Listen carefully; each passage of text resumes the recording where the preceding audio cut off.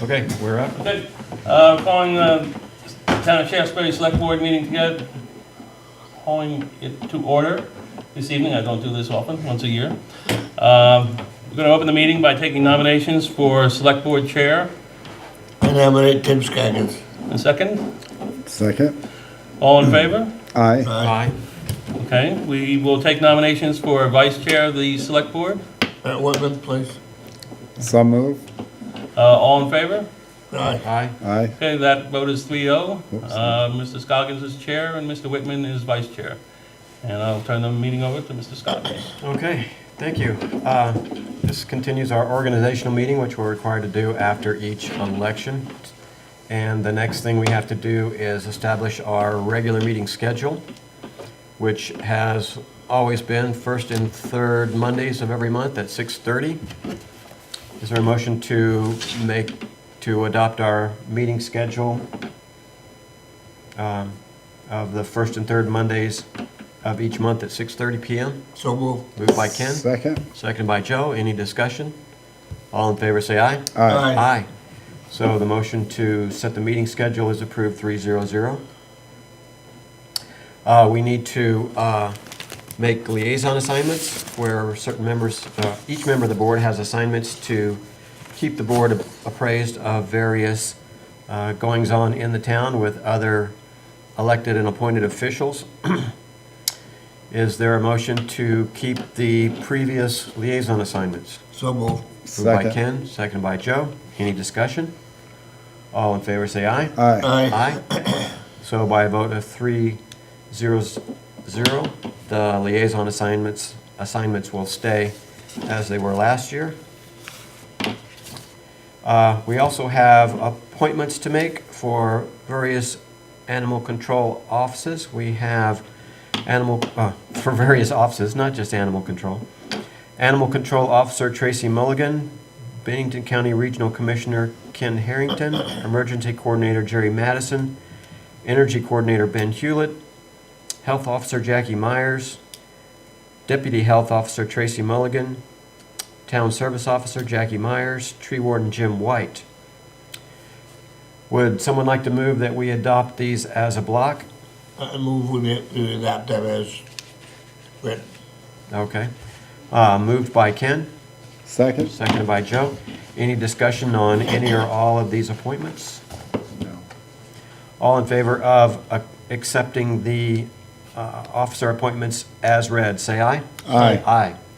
So those people are nominated to those offices by a vote of 3-0-0. And I believe that takes care of the New Year business. Okay, does anyone have a conflict of interest with anything appearing on the agenda this evening? No. Nope. No. Okay, I want to point out a couple of schedule changes. We did, in fact, forget to publish the organizational meeting that we just went through. We left announcements off of this one, along with treasurer's report and road foreman report. Under DRB candidates, we failed to include Michael Day, who's seeking reappointment. And minor matter, we're going to not address the change in personnel policy. Without objection, we'll adopt the new agenda for the evening. Okay. Are there any announcements? I just wanted to say a couple of things about the conditions of the road this weekend. We're going to talk more about it in the road foreman's report, but I just wanted to thank everyone in the public for their patience on this matter and for the way the town road crew and selectmen, in particular Ken Harrington, stepped up, and Dave Kiernan, he was out there this weekend too. All of your efforts to get out and assess the conditions were much appreciated. Ken, I know, went so far as we got a call from one lady who was worried about getting to a doctor's appointment that had been long scheduled for Monday morning. Ken offered to drive her if we didn't get the roads worked out, which we were able to do. And I'm just thankful for everyone for that. This is certainly the worst mud season I've seen in my 9 years in town. I've heard some people say it's the worst they've seen, and in quite a while, and it was a mess for a while. It's starting to settle out again. It's not all the way there yet, but we certainly recognize it was not what we wanted and appreciate your patience.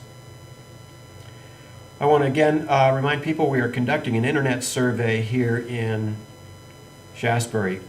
On the internet, at shaftsburyvt.gov, you'll find a big button right there at the top that'll take you to a quick and simple 18-question survey. We're trying to get a sense of who has internet and who doesn't, and is it good enough for your needs? And we're going to use that information, we hope, to do something about it, because we've come to realize that internet is something everyone needs.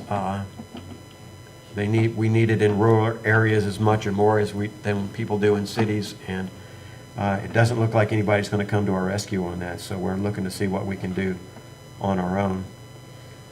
Now, people can they can do the survey, it's gonna get mailed out to them, or how are they doing this? Right now, we're asking them to go to the town website and fill out Okay. the survey there. Okay. Depending on what kind of response we get, we'll move to the next step, which may be getting mail outs, or may be just going door to door and finding out where people don't have internet. We have state maps of where the wires are drawn. Those are the areas that we know people have decent internet. The other areas, we have anecdotal evidence that, people here or there don't get it, but we'd like to get some ground truth on that. So the most helpful thing people can do is go to the town website, fill out the survey. If you know people who can't get to the website because they don't have internet, talk to them, fill out the survey for them, or certainly you can, fill it out from your phone or when you're near internet. If you can't do any of that, there's a phone number on the website. I don't know the digits, but it spells out 7 Shaftsbury 7. And if you enter that phone number, leave your contact information there. I'll call you back and take your information over the phone and fill out the survey over the phone for you. The third one is I want to see if the board is ready to make an announcement about an open house here to celebrate our new second floor remodel. And I guess I could have said something about that at the beginning of the meeting. You may notice that the room looks a little different than the last time we broadcast here. This is our first official meeting in our newly renovated second floor. And as you can see, it is greatly improved. We actually have actual closable offices where people can do actual work for the town administrator and the treasurer and the zoning administrator, as well as a common area over here where the water board and the cemeteries can get access to computer and phones and do their work. And a lot of people who've seen it said, when are you going to have an open house? And we were kind of thinking, well, we were going to put it off for a while, but a lot of people have said, you should, have a get-together before a select board meeting, serve cake and punch, and invite people to have a look at it. And I was wondering if we want to schedule that for our next meeting. That sounds good. Sound good? Yeah. Okay, then it is officially announced here that we will have an open house for the Cole Hall renovation at 5:30, an hour before our next select board meeting. We'll have refreshments, and people will be invited to stay and enjoy the fun and excitement that is a select board meeting And that's in person. 2 weeks from now. Let me just make a note here.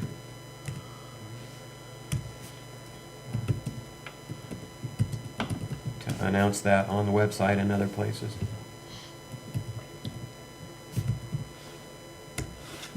Okay. Approval of minutes.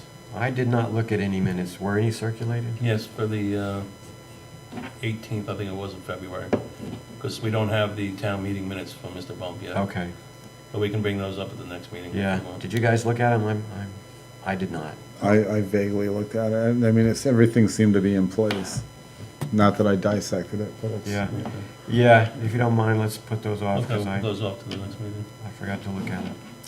Okay, item 6 is warrants. And first up, I have payroll warrant number 18 in the amount of $25,280.70. Is there a motion to approve?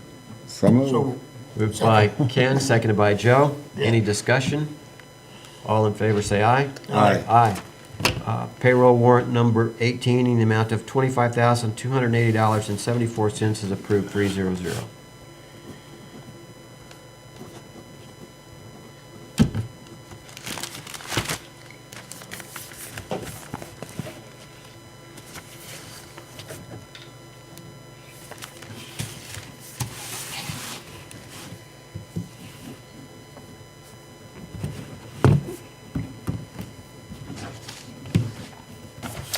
And I have check warrant number 27 in the amount of $165,030.78.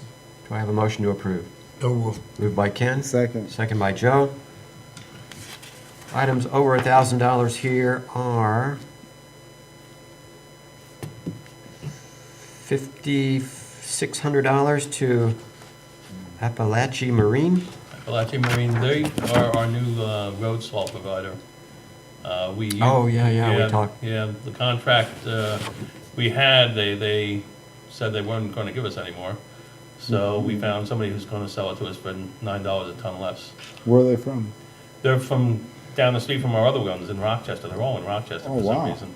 But this is supposed to be shipped in from overseas, so it's has a nice pink tint to it. So it's kind of weird, but it's So- cheaper and it does the same thing. So This is just the salt then? yeah, just the Because salt. we talked about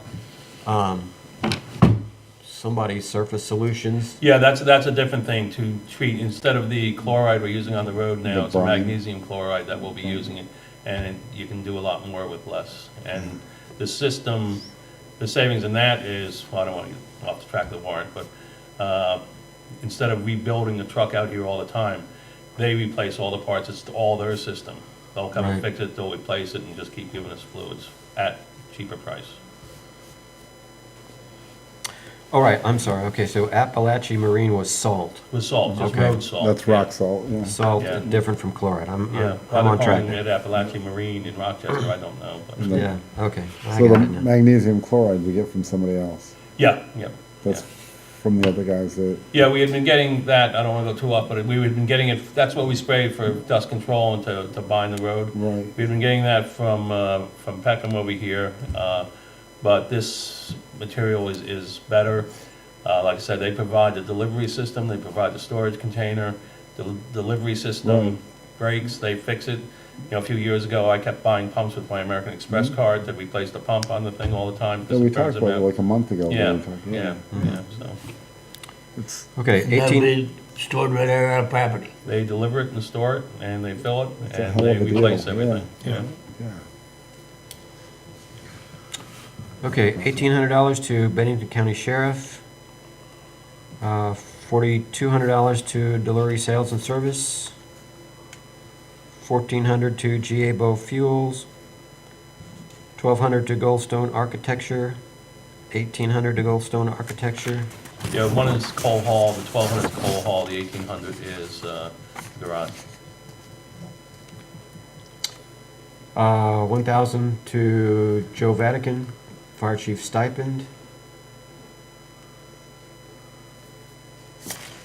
And 122,000 to Russell Construction Services for building the garage. 1,000 to Shaftsbury Fire Company.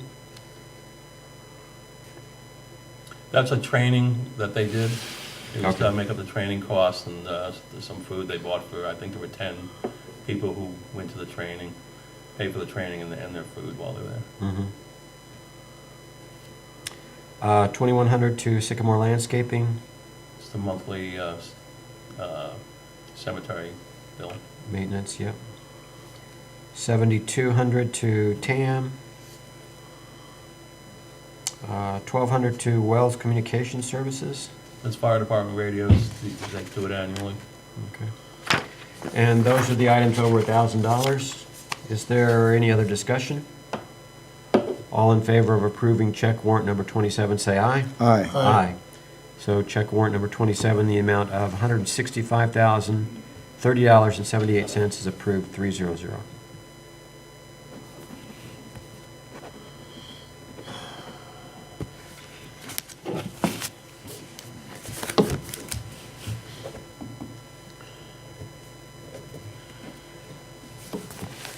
All right, next up, we've got appointment of a new member of the DRB and reappointment.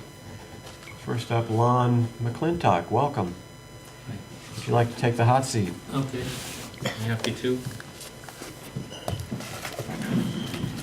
So we thank you for your interest. We have welcome. been running a small DRB for quite a while, Yeah, and your timing is perfect because we just found out that Michael Biddy has decided to resign from the DRB, so we will continue to maintain a full board if you're appointed.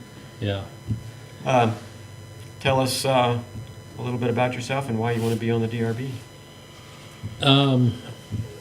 Well, I enjoy the hearings process, and I've done a couple of hearings in front of this DRB. Tom Hancherik runs a very solid meeting. He gets the information directly from the applicants and the other interested parties. And I have not been involved with the town for 6 or 7 years now, so I wanted to get back involved. I do a fair amount of real estate, and I've done, over the 30 some odd years I've practiced law, I've done a lot of zoning hearings with various towns. So I wanted to get back into it, but it's a little unusual when you're acting as an advocate in front of the people who are your friends and neighbors. So at first, since I went out into solo practice in 2012, I was really looking to take all kinds of cases. And I've done a few DRB hearings since then for some Shaftsbury residents.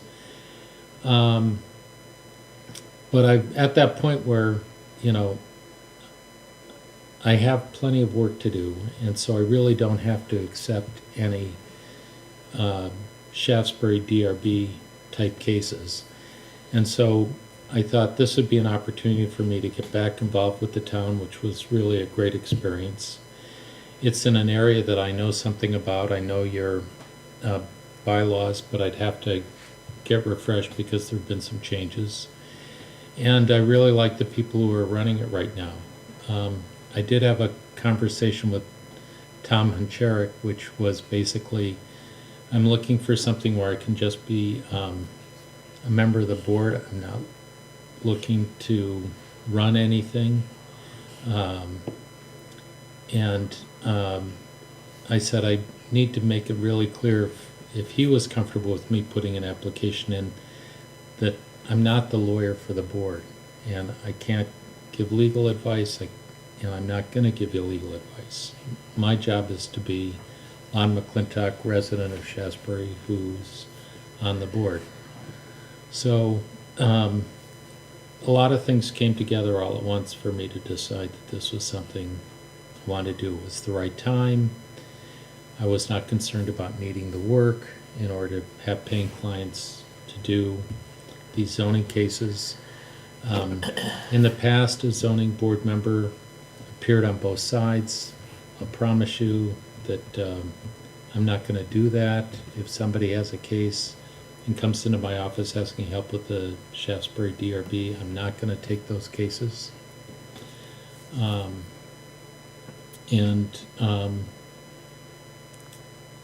You know, I think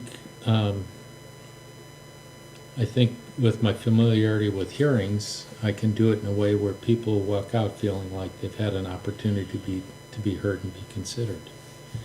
And so I that's sort of why I'm sitting here tonight. Good, good. I would add to that, today I received an email from Tom Hunchar, the chairman of the DRB, endorsing and approving of Lon's appointment to the board.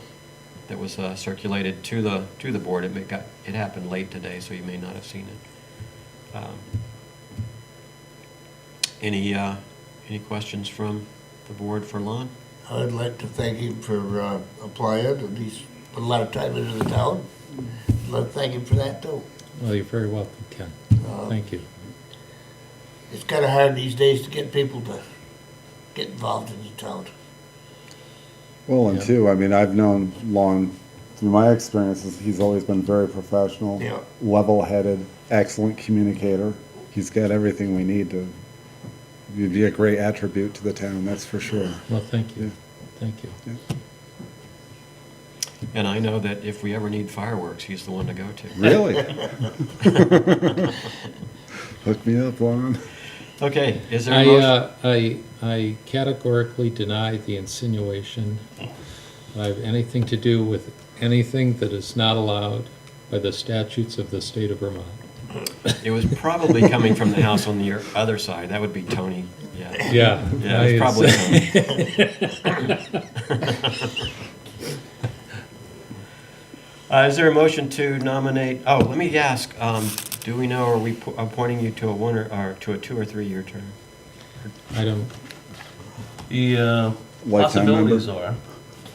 are, Michael, well, his term is expiring, and his is 3 years. So it's 3 years, they only have 4. So the normal appointment is for a 3-year term.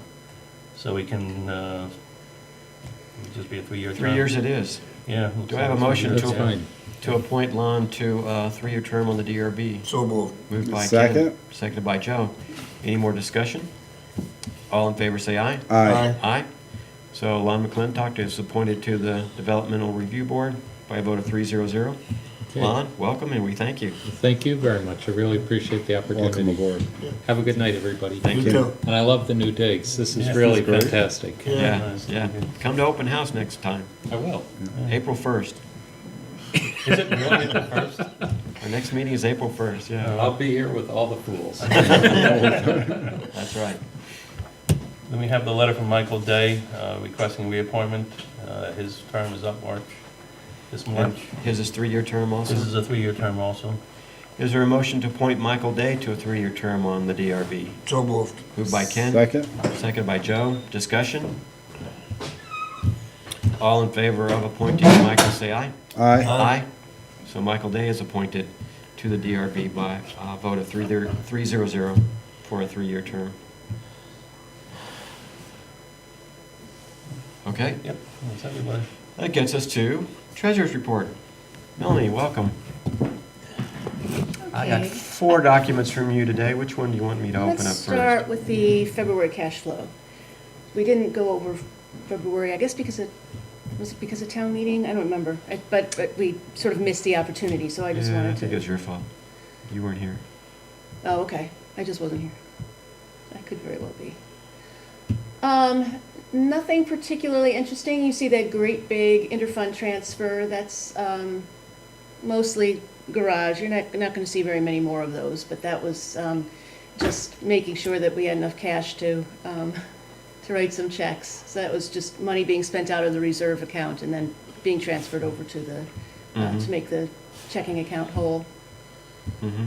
I mean, the numbers are big, but there's nothing unusual going on. You can see there were a lot of checks also written in February.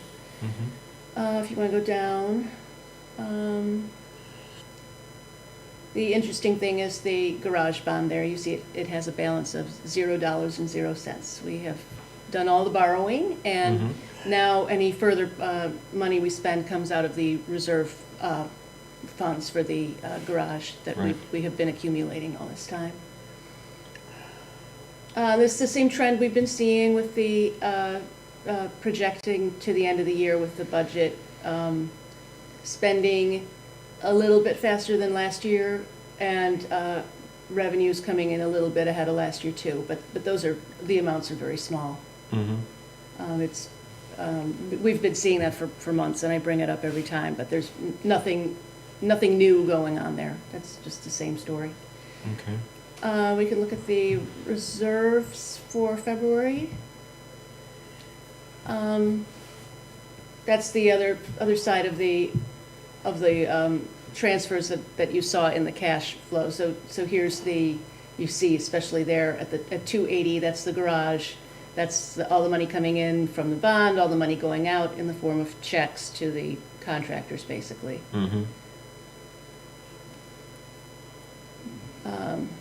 Nothing else of note here.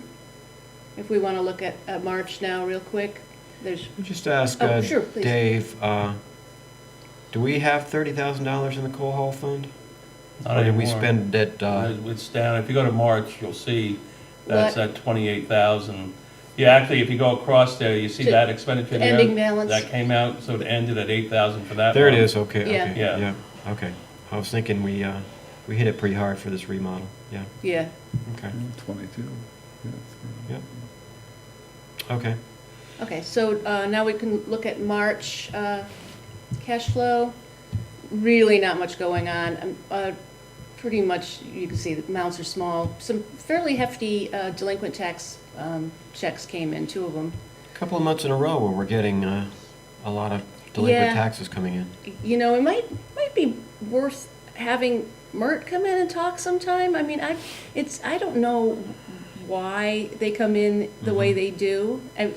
He comes in my office and gives me a check. I don't really, it might be interesting to, Yeah, we want to make sure Look he under hasn't the hood started some- breaking fingers or anything like that. Yeah.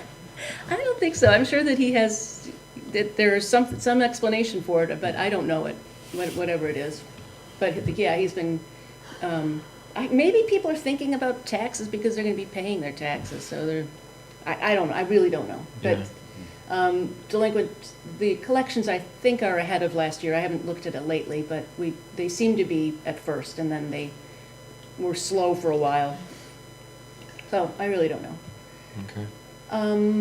Anything else here? Yeah, that's nothing else particularly of note. If you want to look at the reserve one for March, also one of these mid-month ones that doesn't tell you all that much. Yeah, water, that's all that water is late. Jim has been, I mean, talking about putting pressure on people to pay up. Jim has been being really, really on top of things with water, so, I mean, all of that water money was actually due in middle of December, so it's pretty late, but he's been trying to keep the amounts due below a certain threshold. What is he, he's got it pretty low right now. It's pretty low. I was just trying to remember, because we talked about it on Friday. Yeah, It's just a few $1,000s. yeah, It's really, I think it's really as low as I've seen it. Yeah, Yeah, he's done a tremendous Yeah. job there. It wasn't very many years ago, we had high tens of Yeah. thousands of dollars Yeah. in water department debt, and it's down to, like you say, a few a few thousand. thousand, yeah. Yep. Wasn't that just due to one or two people? No, there was a little cluster. There was a lot A of, few years ago, we I remember there was one that was like really into the thousands. yeah, It's- now that we've gotten it down into the think it was the- on Cleveland the low Ave. thousands, yeah, they're generally measured by a few large delinquents, but a few years ago, it was a systemic problem. We were not collecting the way we should have been, and that's been fixed. There are a couple of dozen people who have gotten into the habit of paying on the installment plan. So they just, and often in cash, just small amounts every month. And that, boy, that they take up a very disproportionate amount of my time. But, you know, they're in the habit, and they've been allowed to do it for a long, long time. So I don't think that's going to change anytime soon. But so that's what most of it is, really. It's just people who carry a balance, and they're paying so much in penalties. It just kills me. I hate to see people paying that much, but you know, it's hard to change behavior. Right.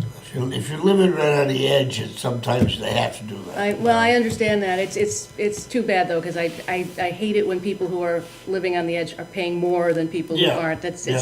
the way of the world, you know? Oh, I know. It's, Yeah. I just hate to see it.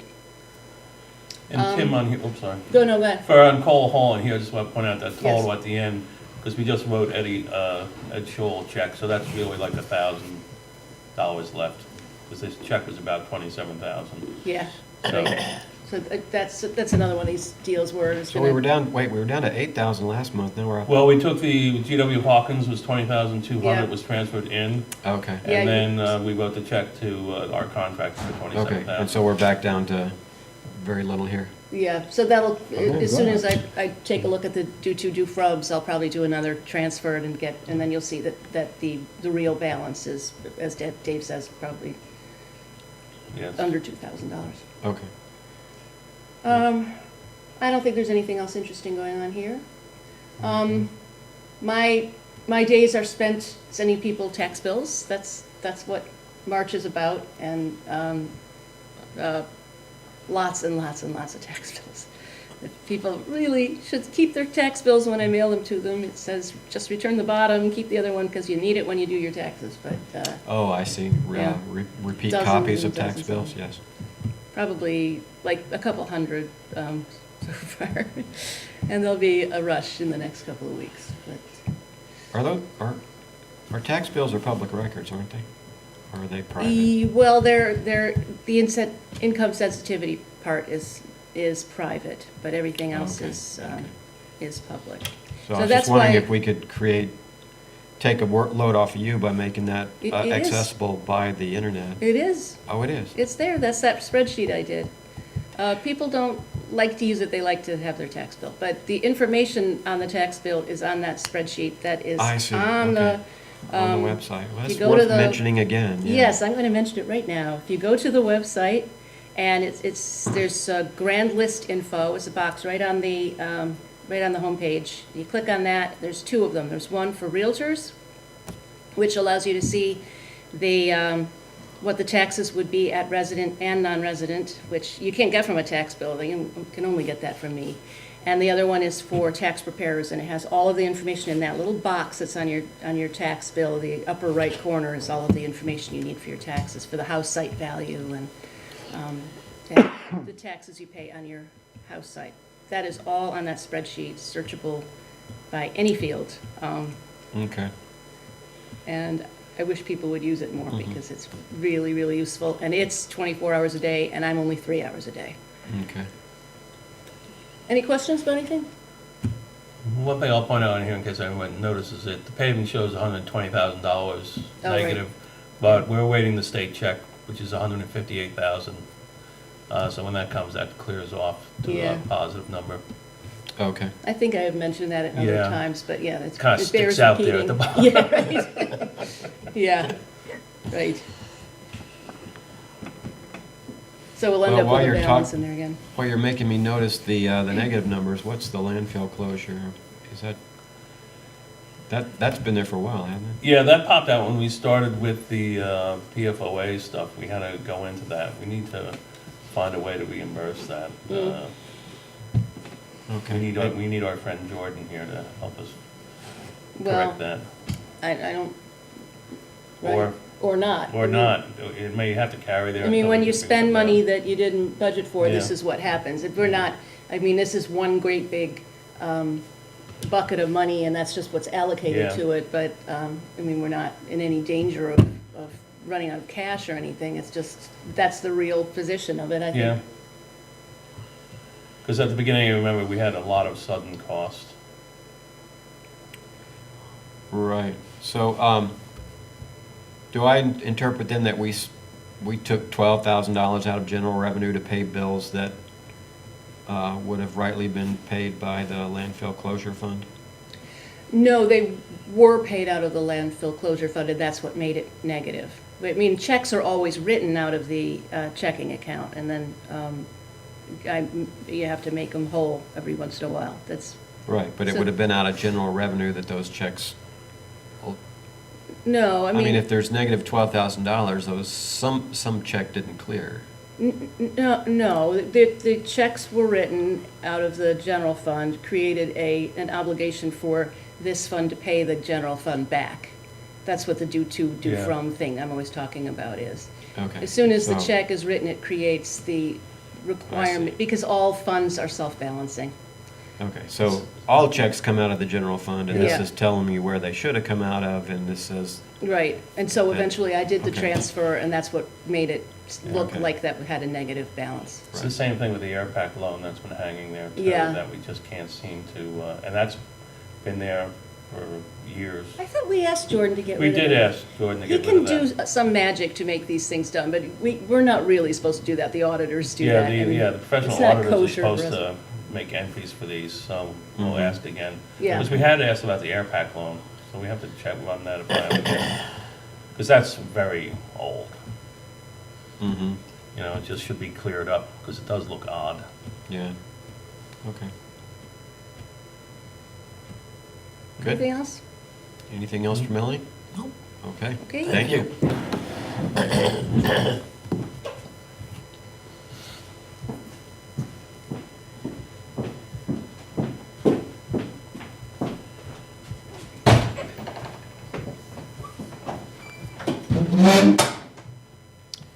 Okay, road foreman report. I imagine Michael is trying to catch some Z's about right now. Yeah. Been at it pretty hard for a few days. They've been going at it pretty good for a number of days, and Michael's been out quite a bit. And I would also like to say I've spoken with a lot of people since Thursday through the weekend, and I do appreciate everyone's understanding of a very, very quick and tough eruption of mud on many roads, more so than we've seen. And it's been going on from Wells all the way down to Massachusetts. There's been roads closed in Arlington and Sunderland that I haven't seen, roads worse here that I haven't seen, and they've gotten out and done as best they can with them. I know like West Mountain Road, I drove over this morning, and I had driven over it yesterday, and it's a world of difference. It's flattened out. I think the worst parts of it are over, and the crew will be back out tomorrow, continuing to fill the holes and getting the roads back as best they can.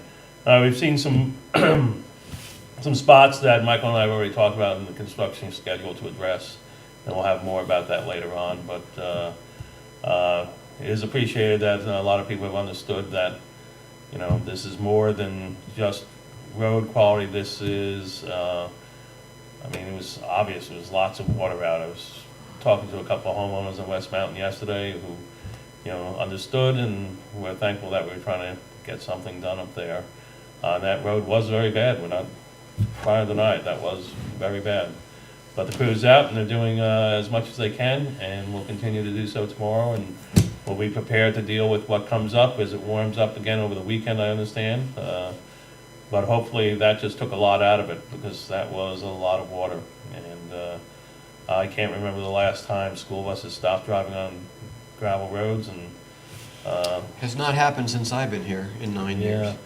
And like I said, I've seen roads in different towns that have been closed that I've never seen, and it just was very quick and very tough and very hard to keep up with.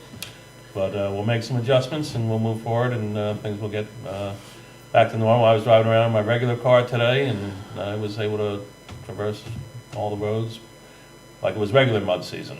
You know, there's still gonna be some mud out there, but you can get around. Now, what roads are the school buses not gonna be traveling on? The only road, according to the SVSU, tomorrow will be Shaftsbury Hollow and Granger Hollow, which is about the furthest extent of the route. And I don't know the route. I don't know if they actually go up Shaftsbury Hollow or not. I don't know where they turn around up there. But a lot of work was done at Shaftsbury Hollow today, and the first part of Granger Hollow, just past the bridge, was the muddiest part I was aware of there. And frankly, by the morning, as the temperature's dropping again, that's going to be frozen up again too. So, but a lot of material went out to Shaftsbury Hollow, and they try to fix that hill. Did get very bad. I was up there Thursday, Friday, and yesterday, and you know, it's back to operations now. And I was able to drive up Shaftsbury Hollow on Sunday and ride out Mead Road, the end of Mead on the New York border. Also got very muddy on Friday, but it all hardened back up. So The crew's been out, put a lot of material down. We're getting a little shortage of material here. We've already discussed trucking it down if need be, because our local supplier is getting a little light with the material. Hopefully they'll have that corrected in the next couple of days. But if need be, we're gonna bring it down from another vendor, because we have to have it here and we have to keep going. So you mean as far as crushed stone goes? Yeah, When you yeah. said material, I wasn't sure if it was stone or the Oh, I'm fabric. sorry, the yeah, fabric. gravel, Yeah, to just start, keep filling in the ruts and the holes. yeah, and yeah. The ability to always have some here, we can't, we want to have a bit of a stockpile back here, going into the weekend, that in case something happens, we're ready to go. So, Proactive. yeah, but it was a lot of roads. That was And it our wasn't- biggest problem, that the supplier run out, we didn't have anything.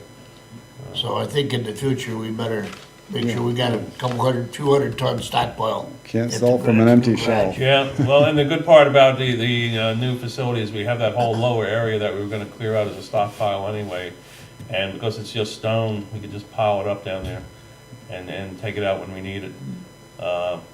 Yeah, we can't, this is something new, but Right. Yes. running out of, our supplier right here not having the material is kind of a new problem, so.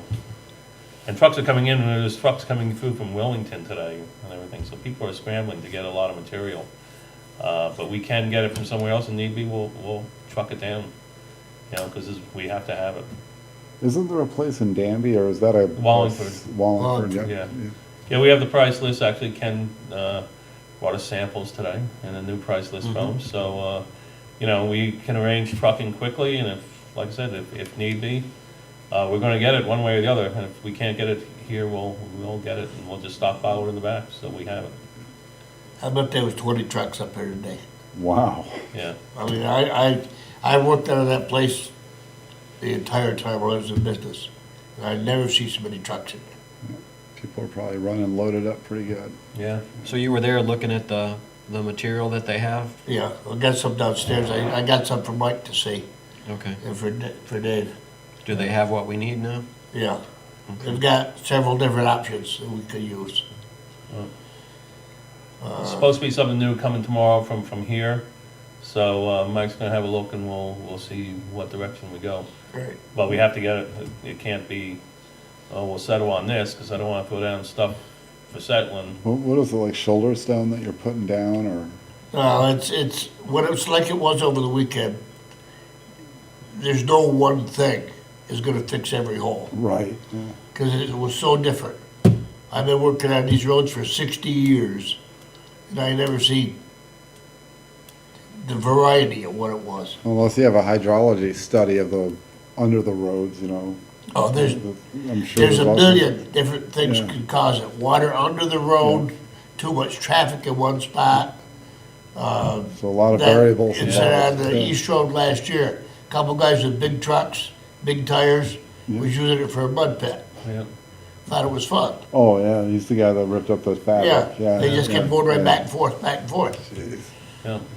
And I was talking to a Boys will be homeowner on boys. West Mountain on Sunday who had this huge mud puddle in front of his house, and he said he'd never seen it there before. So things were popping up in all different places.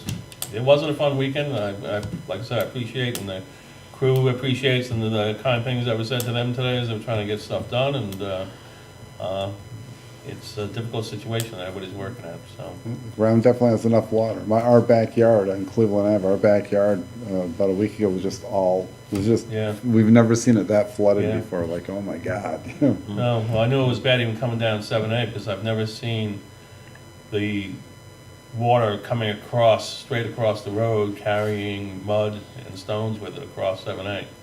You know, that's, Really, where's yeah, that? going down at the Death Valley, going into Arlington, Yes, and yeah, then, yeah. there's a barn, I don't know how to describe it, but Yeah.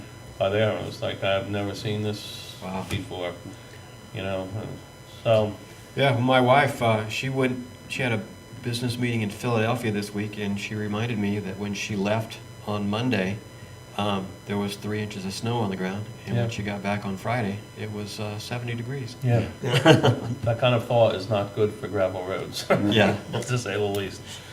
But other than that, for the road report, you know, they'll be back out tomorrow, more material will be going down. Everyone who's called or emailed, we have you on the list, and we are getting around to everything we can get to. And again, just appreciate the patience and for. The ones that we fixed in fabric though has stayed fixed. They didn't go bad. Yeah, there's most, for the most part, roads that have been fixed have stayed fixed, and We did have reports of fabric showing up in Shaftsbury. yeah, by Hollow. and that's the same area of going back 4 years ago. So I would have to go check that again. Let's see what happened there. Let's say the ones that were done right. They Yeah. stayed. Yeah. Mhm. Well, and well, we'll get into this one after we survey the town and see where we're gonna go. But yeah, the only point in doing this is to, you know, that's why we're trying to look at everything differently, and let's not just go around with a dump truck and dump stone in the road. Let's actually fix the problem, and if it requires digging it up, new base, the whole 9 yards, and you have to do the ditches, you have to do the trees, do it right, and be done, and we won't be going back. Well, the other thing is, Dave, each one of these, it may not sound logical, but each one of those bad spots can necessarily require a different fix. Yeah, yeah, They're not all the same. Yeah. It's not one blanket, throw something on the wall, make it stick. And you know, It's, it can't be. it's a And different fix for every one of them. And as we, you know, in the very preliminary talk about addressing some of the things that have just come up, you know, we will use the state engineers, because this is part of their function, and we will look at the areas we want to work at, get a preliminary plan, we'll go to bid, because we're not going to do this in-house, we'll go to bid and have the road reconstructed properly to state specs, and Right. that will cure the problem. No, I think what we're trying to get away from is, let's drive out, throw some material down, and call it a victory, you know? I don't think it works. Yeah, I would bring up that last year we got pretty serious about talking about increasing the spending on the roads by as much as maybe $100,000 a year to get into a schedule.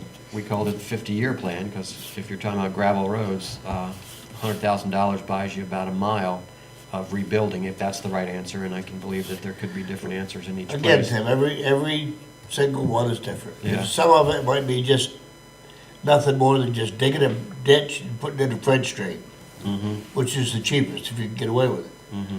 Because you get that water out of that road and you fixed it. Some places it's gonna be that and fabric and gravel, and there's no one answer to every single one. Right, right. Well, the point is, we seriously talked about increasing spending to get that done, and we did not get any pushback. I think people are ready for us to spend more on the roads. We put that plan on hold for a little while when our new road foreman came on, because he wanted some time to evaluate where best to do that kind of work and that kind of spending. And I'm wondering if you know, given what's happened lately, if we maybe have an idea of where we need to start that spending. Certainly, you know, No. our regular maintenance plan will tell us, you know, overall what the problem areas and be able to rank them, but I'm wondering if, given this weekend, we have a good idea of where the next $100,000 ought to be spent. Well, we've always had a fairly decent idea of what needs to go, and this weekend might have proved, you know, that we were right, that these are the areas that need to get it first.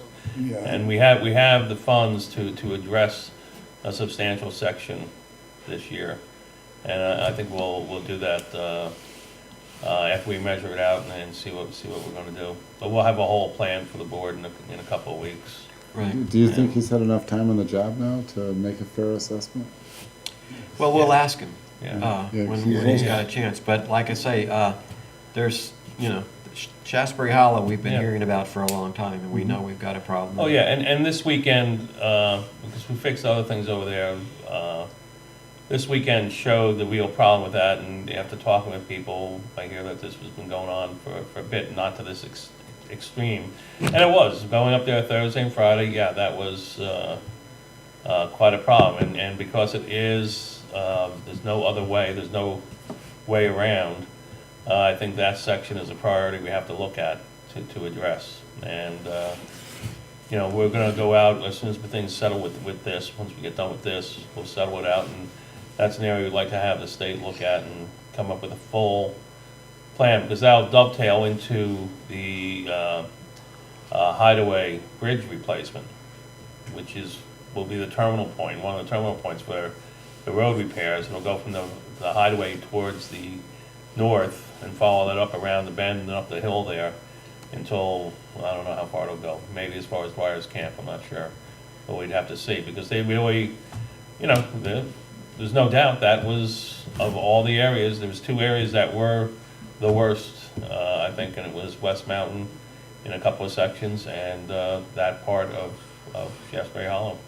So you're thinking we should just gut it out and just, I'm not suggesting anything, because what you really need is to get, you know, Mike has a lot of experience in this. You need the state engineer, which he all works with and knows, and just work up a plan, and this will be the plan, and we'll put it out to bid.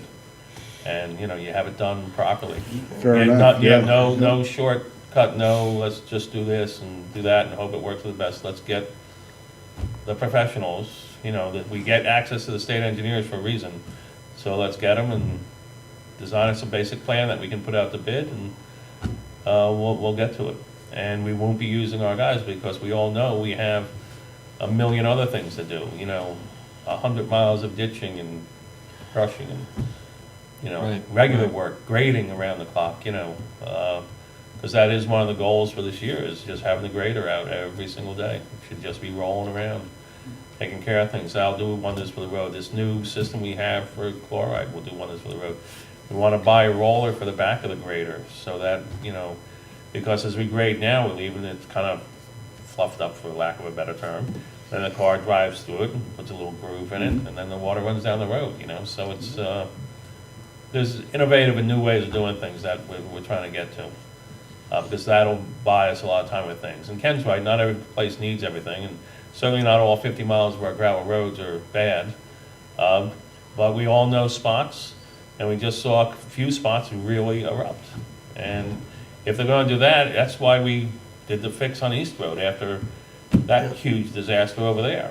We moved that right up. That wasn't really a priority, but, you know, after that happened, it was like, well, now it has to be. Clearly, this road is distressed here, and I think we just saw 2 distressed roads, and we have to jump on that. So that's what we'll be bringing in. and that is priority, so emergency vehicles can have access in there as Yeah. well, yeah. Yeah, and, you know, during this, having been up at during its worst part in the pickup truck, yeah, anything could have gotten up there, but it wasn't good. It had its challenges, yeah. Yeah, it wasn't good. No, it wasn't. There's no way around it. There's no way to sugarcoat it. It wasn't good, you know. I asked Mike to keep a list of where each one was, so we could go back and evaluate what we gotta do to fix it. Nice. Because like I say, there is no one thing that's gonna fix it all. Every spot can be different. Each one's unique. Yeah. Yes, yeah. Because it depends on what surface was on it, what material's there, what's underneath it for water, you know, all that stuff. Kind of sets the stage to what you Yeah, have to do, yeah. yeah, yeah. Right, And the key thing is doing it right and having a plan yeah. and doing it right. Done right. That's right. That's all it is. Okay, anything else on roads? No, that's all I have. All right, we're not going to discuss the personnel policy, because we didn't all get to see the language tonight, so we're gonna go on to coal hall and garage update. Coal hall, here we are. Yep, Coal Hall, the interior of Coal Hall is essentially finished now. We started down the lower level with the bathroom and the clerk's office, and now the second floor is finished. We've engaged Goldstone to start doing preliminary planning for how to fix the outside, because that is the next step here. We do have to improve certain aspects of handicap access to the building. There's a lot that can be done, and we're here, and we're not going anywhere. So this building should look like New England Town Hall, which it easily could, especially with the garage will be gone in May. And we can have this look nice, but we'll see what their preliminary. That blue are. garage is coming down? Yeah, And, yeah, wow. yeah. So that's about it for Cole Hall. It is done, as you can see. And it's a huge benefit. We had a big Active 50 meeting in here the other day. And unlike us all being crammed in the rooms downstairs or trying to work in the separate corners here, we could all close our doors and continue to work through the morning with a big meeting going on out here with nobody disturbing each other. It's quite a bonus to have some quiet time to work, Yeah. I gotta tell you. Yeah. The garage is, we are probably going to get a partial certificate of occupancy tomorrow morning. We have a checklist walkthrough.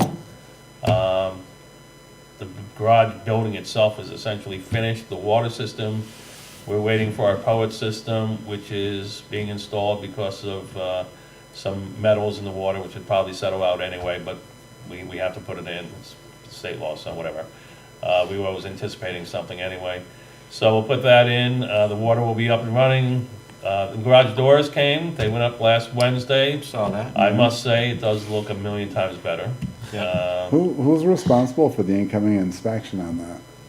I'm sorry. For when they brought the materials in? Well, the garage door came in, that's all Russell. I mean, you know, that's their site guy, and, you know, it kind of went up, and, I mean, it didn't really delay us too much, right? no, it didn't delay us at all, no, Yeah, no. okay. And So- they got new doors back that they're gonna resell, so I'm not really crying for it, but it was in our submittals, and everybody knew. When we sat at the construction meeting, it's like, everybody has a copy of this, everybody knows these aren't supposed to be white. And so it wasn't a big deal, the company who manufactured them was kind of like, please take them as white. Well, and two, you kind of echoed that several times, Yeah, that yeah. they're not to be white, that you Yeah, want it's to not- and- encourage, yeah. It looks exactly like the picture we had 3 years ago. And it looks the way it's supposed to look now, so, Nice. Yeah. it's good to have that done. Essentially, like I said, everything inside is done, the power's on. Meeting Xfinity in the morning to sign the papers to get the internet line and the phone line put in. It'll be hooked up to the fire alarm system. It has about, and I understood he was supposed to start this week to finish the site work, because as we moved into winter, we have about 3 weeks of site work left. So when that is completed, we will then really start moving into the building. In the meantime, there's enough to do to get out of winter, so we're not gonna worry about it. So when the site work's done, the crew will put down the top coat of gravel, because there's another, is it 6 inch? I forget, 6 or 12 inches of gravel, I think forget. 6 inches, I think. Yeah, and Mike, who's done site work for the state and for Weaver, will do the site work, and then we're gonna rent a bulldozer. We'll have the material trucked directly from Peckham's to the lot, and we'll just do that ourselves. And we'll finish the top coat, and then we'll start moving in for good. Overall, the budget, which was 1.45 million, it's looking right now that we will come in at about 1.44 million. About 10,000 on the budget, maybe a little more. So, You nailed it. yeah, came in pretty much Yeah. right on line, unless the state says I have to put another spigot on the water system or something. Because that just chewed up 10,000 of what we had left, but, well, what are you gonna do? Easy come, easy go. Yeah, right? yeah, well, that's all the roll of the dice. I mean, you test your well. I wasn't expecting that result, and, Yeah. that's what it is. Yeah, and I would remind people too that we had 3 bids on the 3 bids, yeah. on the garage, and the low bid we determined to be not responsive, and we're not able to take it, so we had to take the next higher bid, and we still came in under budget. And as I recall, the bid on the garage was about 1.1 million for the garage It was building. broken into different parts. Yeah, there was the garage building, there was the transfer station, then there's the engineering and architectural cost. It's we had to hire yet another engineer to do the materials testing to make sure that everything was being done right.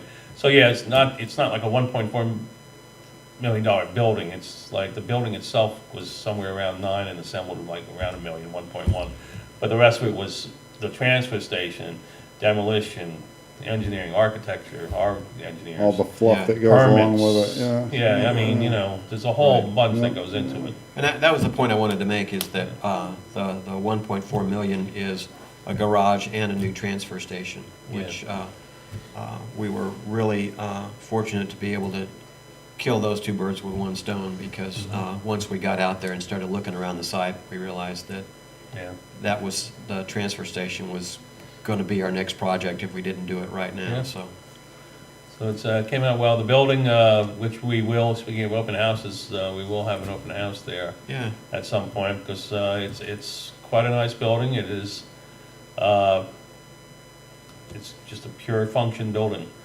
It has good safety systems in it, and it will work great. And you'll finally be able to not have to like walk backwards when someone's coming one way in this building, the other person has to back out of the way. If they sit down to have their lunch in there, they have a tailgate in their face, and anybody who's been in that building, it's horrible. It's horrible. There's no way around it. It's a horrible building. yeah. And then come May, we will have an auction. When they move out, I'm going to move in everything that we're no longer going to use that's in the back there, from old vehicle parts to old vehicles to equipment we're not taking from here and putting up there. I've done a little house cleaning, so we have a lot of file cabinets that we're going to auction off, and Good. just odds and ends. As we moved into here, it's like time to get rid of this stuff that's been hanging out in here for years, and we're inventorying everything as it gets moved to the new garage and making decision points that this is staying behind.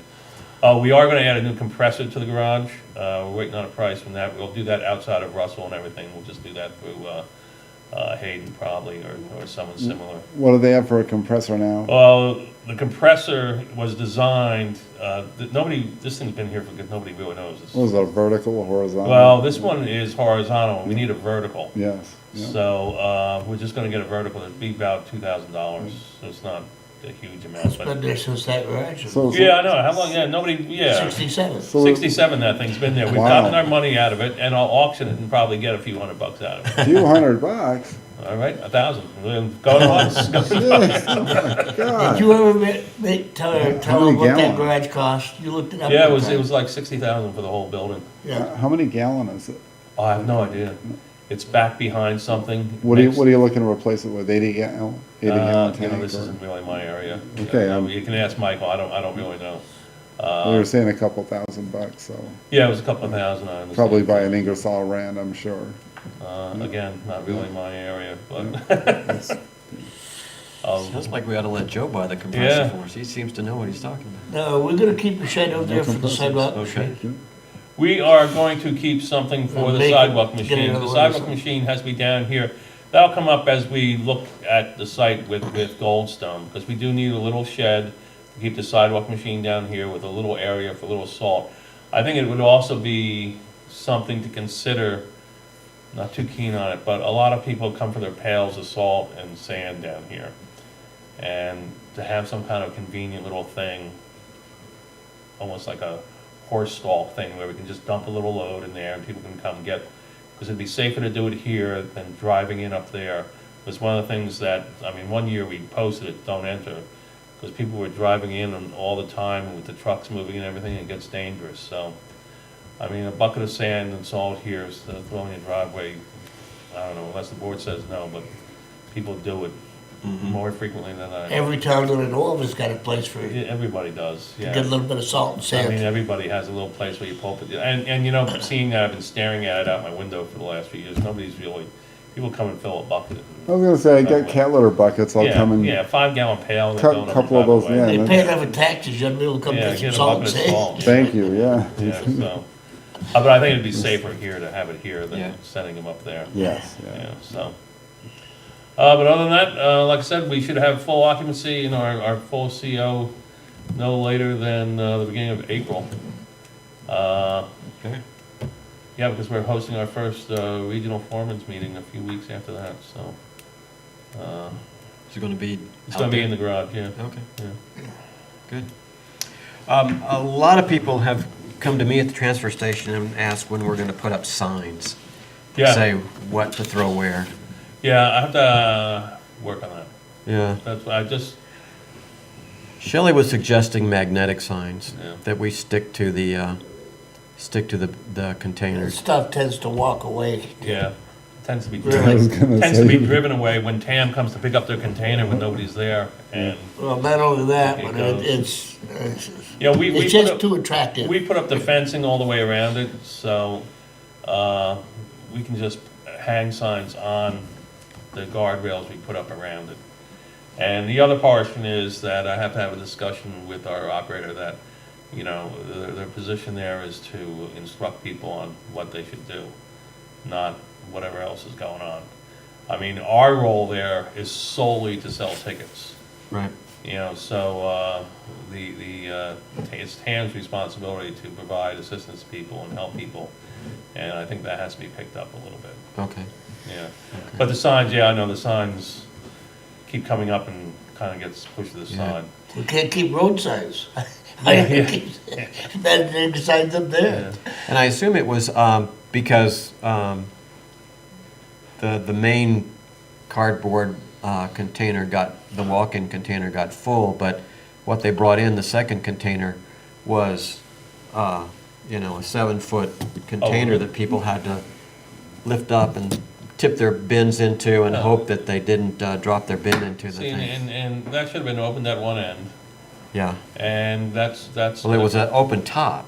Yeah, but it should have been opened at one end so people could just throw it in the end, and it's Greg's job to push it to the back. Yeah. You know, that's, yeah, I hadn't heard that, and that's the stuff that we need to start talking about, that, A, the proper containers are supposed to go there because we're renting each one. Mm-hmm. And, you know, granted, something's gonna come up about recycling pretty soon, because nobody wants this stuff, and it's a huge money loser. So, I don't know where it's going, but nobody wants this stuff anymore.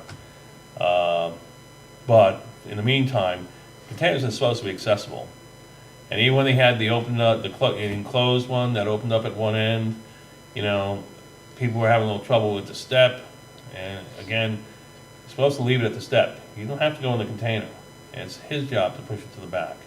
And this is the way they function, you know, almost everywhere. So that has to be stepped up Okay. a bit. It's his responsibility and Tam's responsibility to take care of that stuff. Like I said, our responsibility there is solely selling tickets. And so I'm gonna address that. Right. And the, back to signs from me, yeah, we are planning a couple of big signs for the roadway too, with the hours to replace the one that came down, so that, people know what the hours are, and, you know, the signs for the garages, steer people where they're supposed to go and not have them Right, turn in, right. yeah. The signs are behind, I Yeah. agree. Okay. Okay, MHG, solar proposal, solar net metering credit. What's that about? Yeah, well, I've sent this around, and these gentlemen will come into the first meeting in April, or the second meeting in April. I started a discussion with a couple of companies about the possibility of doing a solar field on top of the landfill, because the technology has really improved. Well, it turns out that we need three-phase wiring to do that.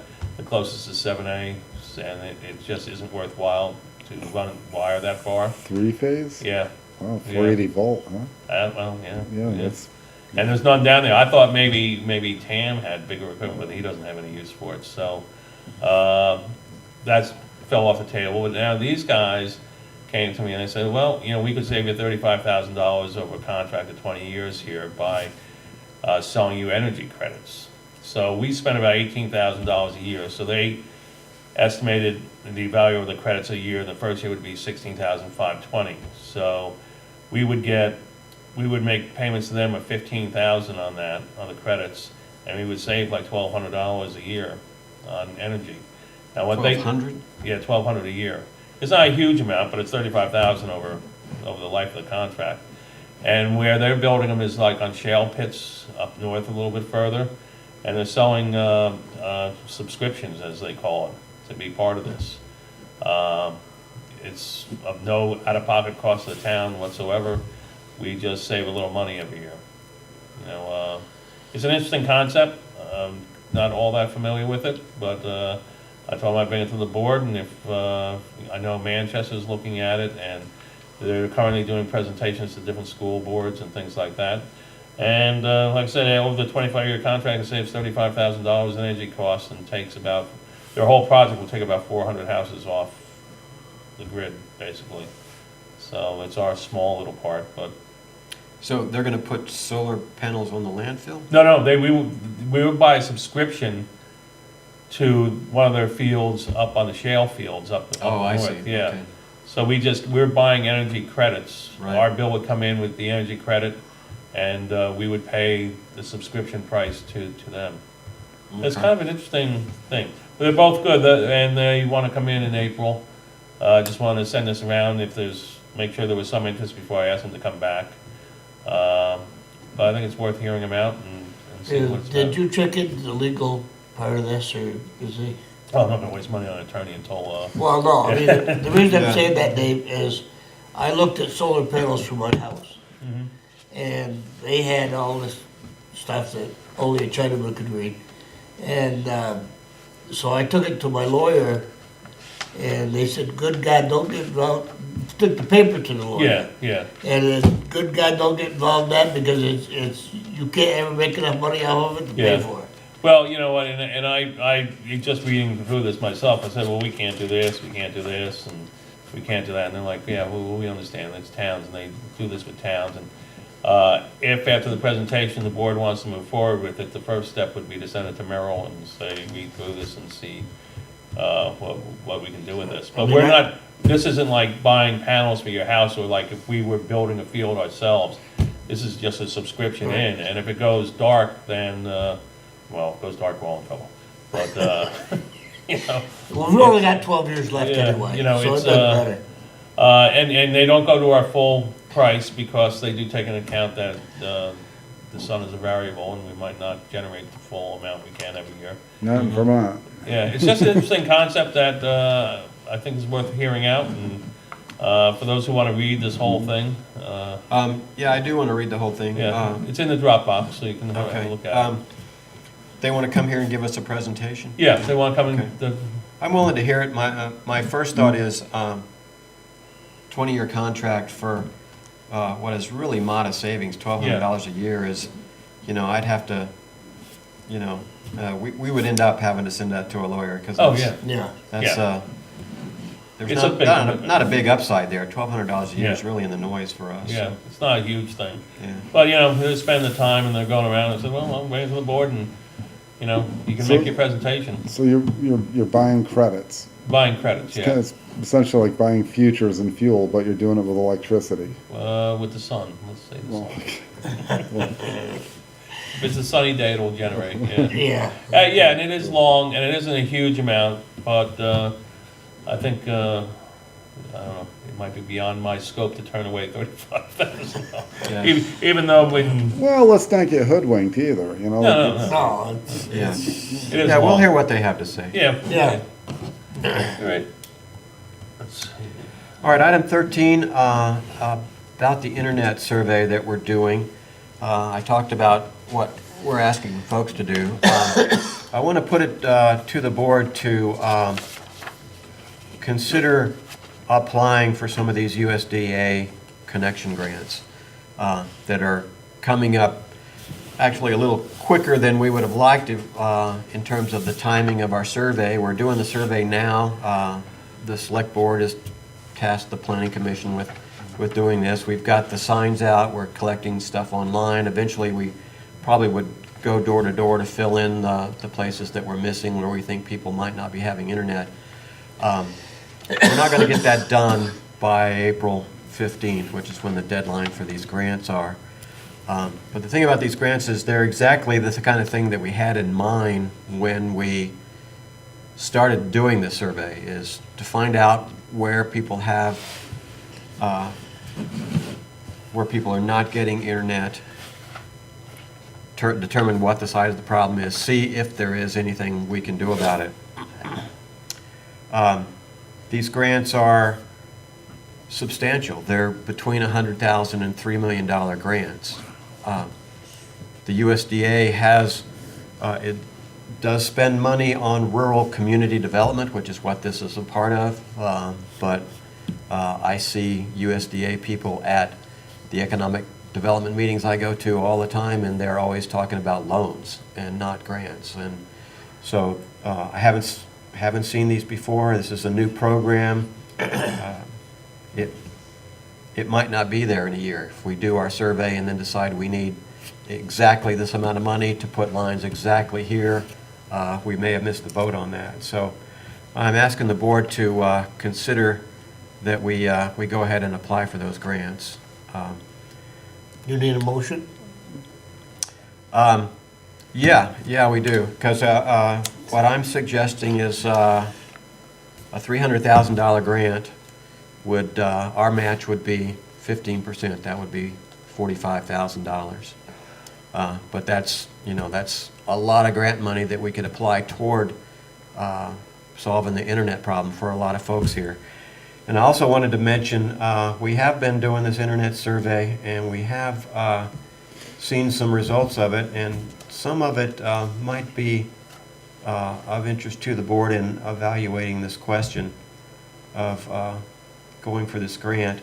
It's a quick, easy 18-question survey. The main thing we want to know is your address and what the quality of your internet service is. But some of the questions at the end ask things like, what's more important, expanding internet access, expanding cell phone coverage, or both are equally important?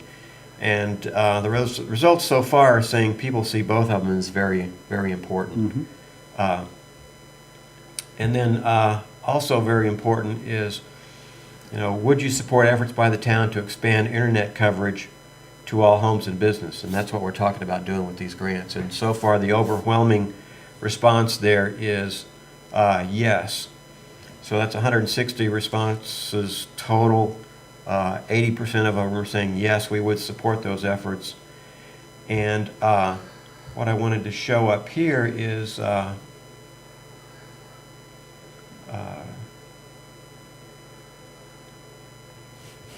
the one that says, do you get, is internet service available at your house? And 90% of these people have internet service at their house now. But 80% of them said, yes, we support effort to get that.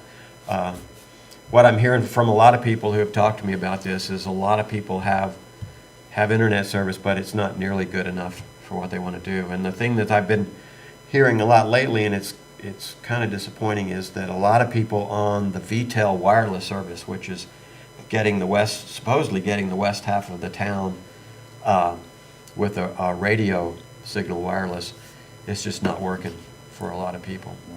So, I think I don't really, see a downside to this. I mean, there is our buy-in, which is $45,000, but it does get us $100,000 worth of solving this problem. And while we're applying for the grant, we can continue to do this survey. We can collect information on what the cost of laying lines is, and we can also do, legal investigations to look into what kind of contracts we can expect to get with people like Comcast for laying wires. The $45,000 buy-in is for the $300,000 grant, true? That's right. Okay. $45,000 buys us $300,000 in trying to solve this problem. Well, I know person that wants to go out and raise taxes all the time. I'd be the last one to do that, but this sounds like a great deal, and I think you gotta do it if you want to try to get any more like at-home businesses or things in the state. You just can't do without that these days. Mm-hmm. And that's really gonna be that would give us an up as far as trying to attract business here, Mm-hmm. if you got that. Yeah, and as Art pointed out when we first started talking about this, he talks to real estate agents who tell him, yeah, they lose sales for houses in Shaftsbury because they don't have Would it be internet. possible, Tim, for the people that doesn't have internet and can't get to that, to make up some copies of that and have them in the town clerk's office?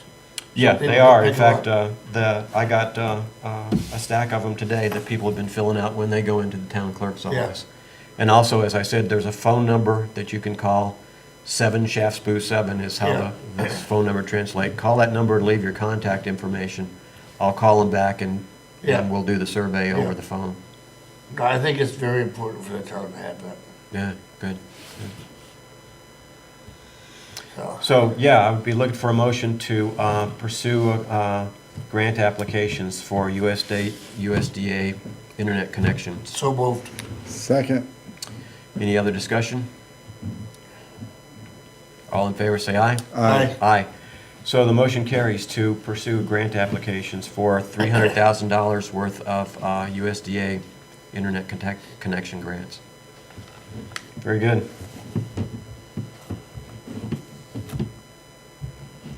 And yeah, that's a big to-do for me as a grant application.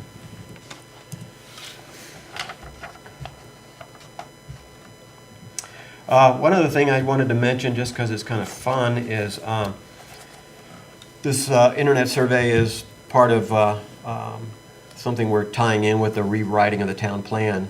The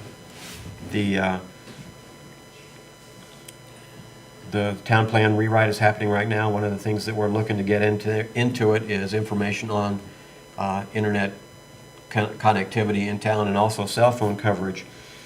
And recently, a gentleman, Corey Chase, at Public Service, Vermont Public Service, did a little experiment, a project where he got 6 cell phones from 6 different carriers, hooked them up, put them in his car, drove roads all over Vermont collecting actual data on cell phone coverage, different from internet connectivity. This is talking about your cell phone.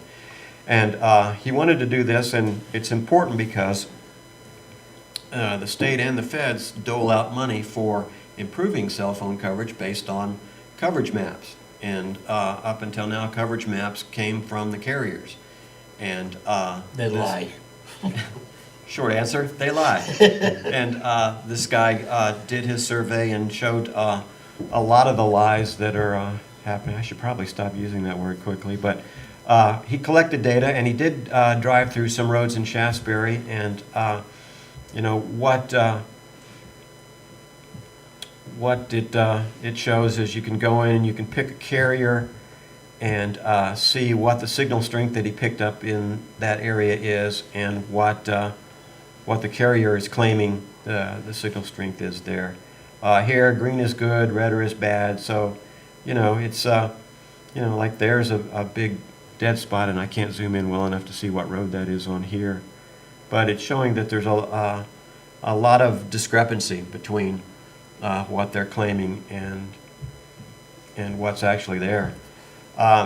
Interesting thing is, I talked to Corey, and he was eager to have to loan his equipment and have more people get more data into the survey. And as you can see, he just drove like the main 7A and 7 back out again in this area.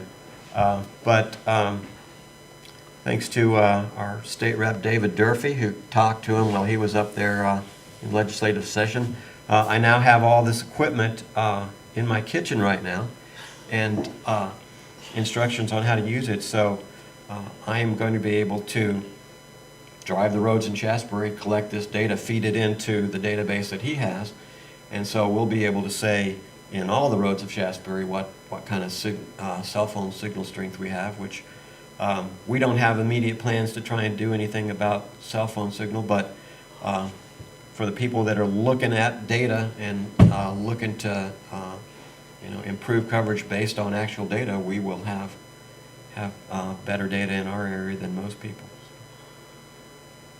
And I thought that was really a clever thing that he did, and I like that he's willing to loan out his stuff. And while it's down here, he's asked that I check with, see if any other towns want to use it while it's down here in southern Vermont and drive their roads and collect data. So.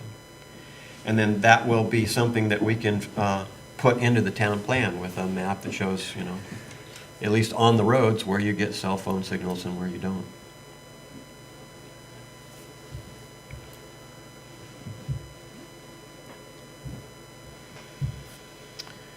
Okay, that takes us to other business.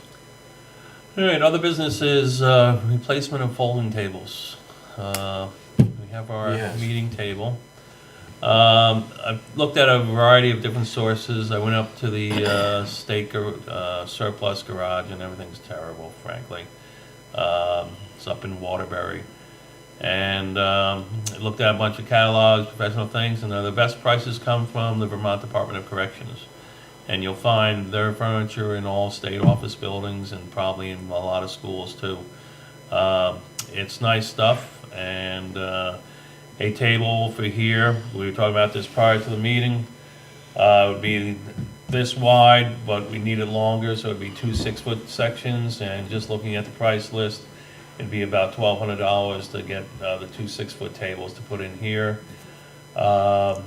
I'm currently furnished with folding tables too, because when we did empty out the building, a lot of it was that old screw together like IKEA type stuff that has had its day, like many things in this building it had its day. So looking at a desk in there for $874, which would be the same look as the table out here. The treasurer's desk is also something that was saved from some school. It's stamped on the back of it many decades ago. And it's pretty much time for that to do. It's very hard to have some of this stuff if you don't have a wing on your desk for the computer and everything, because anybody who came to visit me downstairs when I was on a desk there, you know, he had to park the computer screens to look at anybody. It's kind of difficult. So we're looking at two L desks, and like I said, they're $874 each. Joan, our accounts payable and payroll person, currently is also working on a folding table. So there's a single desk for about $600 that would cover her. So altogether, it's about $4,000 to get some real furniture instead of the folding tables we currently have. And we can do that with the Hawkins Fund and part of what's left of the Cole Hall Fund.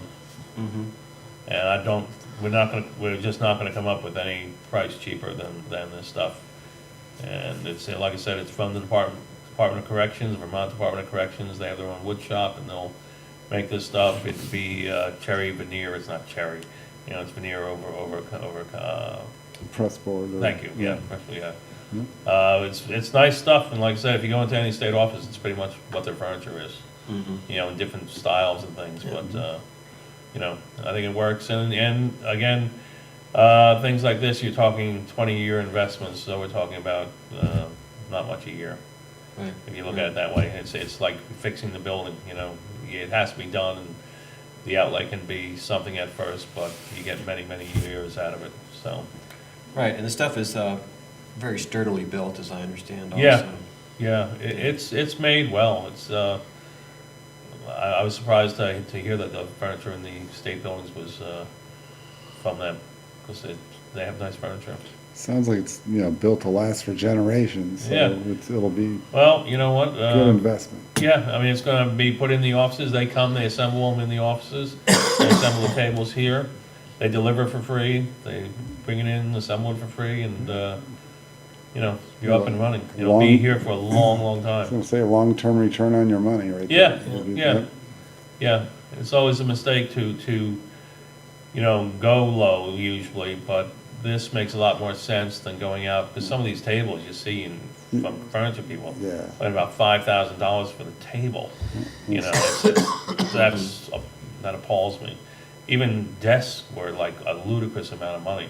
But $871 for a wing desk is, it's like buying it at a yard sale. It's really amazing price. So, with the board's permission, we'll go ahead and make some orders on these. Yeah, you think you got $4,000 worth? It'll be about $4,000. I'll have the exact amount, but the desks are $874 a piece, The small desk for Joan is $599, and I'm making an estimate on the table, just by doubling it, it's, looks like that'd be about $1,200. Okay, you want to give us a final total, and then we'll, Yeah, we can do that Do at a the next motion meeting, next time? I'll get it, together, and we can do that at the next meeting. Sure. okay. Okay. Unless you think you're going to be in a position to place an order before then, or if you're in a hurry, we could, No, we could we waited 20 years to change it. Yeah, we can wait a little. wait another couple of weeks for a Little longer. table. Okay. Yeah. I mean, it's fine. I'll get a new estimate from them, and we'll take it from there. Okay, sounds good. I have one more thing. There's a bequest to the town from the estate of Myrtle Corey. It's actually meant for the fire department. The wording in it, and I've gone through this, the wording in it makes it, let me find it so I'll read it to you. The request is the town of Shaftsbury, Vermont, to be used for the benefit of the Shaftsbury Rural Fire Department or its successor, 61 Buck Hill Road, Shaftsbury, Vermont. Now, the intent clearly is for the fire department to use this, but it's, I'm sorry, use what? she left a bequest to the town for $6,636, Oh, okay. but she left it to the town for the benefit of the fire department. So I was talking with Joe about this, the fire chief, and said, we can't give you this to put in your account because it was left to the town. So we can either keep it in a town account and ask the fire department to submit things that they want to buy, or the board can move the money to the fire department for their use to benefit the firemen. It's kind of a weird way this is worded here, but she clearly wants the money to benefit the Shaftsbury Rural Fire Department, or its successor, which is this fire department. Mhm. It doesn't say, because we control the fire department, so it's separate than, they have their own funds too. But because she left it to the select board has to decide whether either they'll submit bills for things or things they want to buy, or we can just make a motion and send the money to them for their use to benefit themselves.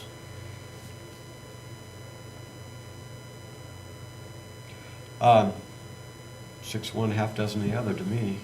Is I there- think is I'd there- make a motion to send it to the fire department. Have a That way, motion. you're not having, every time they want some of the money, you're gonna Yeah.